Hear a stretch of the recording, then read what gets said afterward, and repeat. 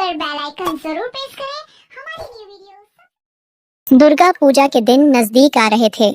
हर तरफ त्योहार की धूम मचने लगी थी। हर घर सजने लगा था और लोग त्योहार के लिए नई नई दुर्गा माँ की मूर्तियाँ और उनकी पोशाक खरीद रहे थे। हर तरफ खुशी का माहौल था। लेकिन झारखंड के चंदौरी गांव के किनारे एक छोटा सा झोपड़ी वाला घर था, जहां रहने वाले मोहन और उसकी पत्नी कमला के चेहरे पर त्योहार की कोई चमक नहीं थी। मोहन गरीब था। उसकी आर्थिक स्थिति ऐसी नहीं थी कि वह दूसरों की तरह नवरात्रि के उत्सव में शामिल हो सके। मोहन दिन भर मजदूरी करता था और जो थोड़ा बहुत कमाता उससे बस 2 वक्त की रोटी का इंतजाम हो पाता था। उसकी पत्नी कमला भी घरेलू कामों में मदद करके परिवार का पेट पालने में हाथ बटाती थी। जब गांव में नवरात्रि की तैयारियां शुरू हुई तो मोहन का मन बहुत उदास हो गया। उसे याद आया कि बचपन में उसकी माँ उसे कैसे हर नवरात्रि में नई पोशाक पहनाती थी और वे बड़े धूमधाम से माँ दुर्गा की पूजा करते थे।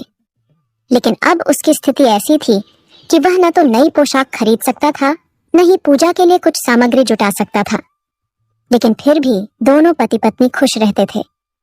एक दिन, सुनिए जी, हमारे पास कुछ भी नहीं है, लेकिन फिर भी हमें दुर्गा माँ की पूजा करनी चाहिए। आखिर माँ दुर्गा गरीबों की भी तो सुनती है। मोहन कुछ देर चुप रहा, फिर बोला, सही कहती हो कमला, हमारे पास जो कुछ भी है हमें उसी से पूजा करनी चाहिए। हाँ जी, मैं भी बस यही कहना चाह रही थी। कमला, मुझे अभी पास के गांव जाना है क्योंकि वहाँ कुछ काम मिला है। मैं वहाँ के लिए निकलता हूँ। इतना कहकर मोहन वहाँ से चला जाता है।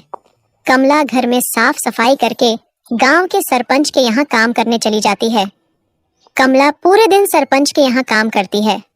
शाम को वापस आकर उसने अपने छोटे से घर को साफ किया और माँ दुर्गा के लिए एक छोटा सा मंदिर बनाया। के पास दुर्गा माँ की मूर्ति नहीं थी तो उसने मिट्टी से दुर्गा माँ की मूर्ति बनाई। वो घर के बाहर मूर्ति बना ही रही होती है कि एक बूढ़ी औरत वहाँ से गुजरती है। कमला को मूर्ति बनाते देख वो वहीं रुक कर देखने लगती है। कमला जब मूर्ति बनाकर तैयार कर लेती है तब वो बूढ़ी औरत को देखती है। अम्मा जी, आप कौन हैं? और आप यहाँ रुककर मेरी मूर्ति को क्यों देख रही थी? क्या मेरी दुर्गा माँ आपको अच्छी नहीं लग रही? बेटा, तुम्हारी मूर्ति बहुत ही अच्छी है। इस मूर्ति को देखकर तो कोई भी मोहित हो सकता है।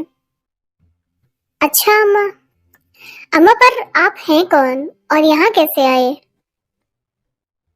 बेटा, मैं पास के गांव में ही रहती हूँ। अभी मैं शहर गई थी, वहां से वापस आ रही थी तो तुम्हें देखा तो रुक गई।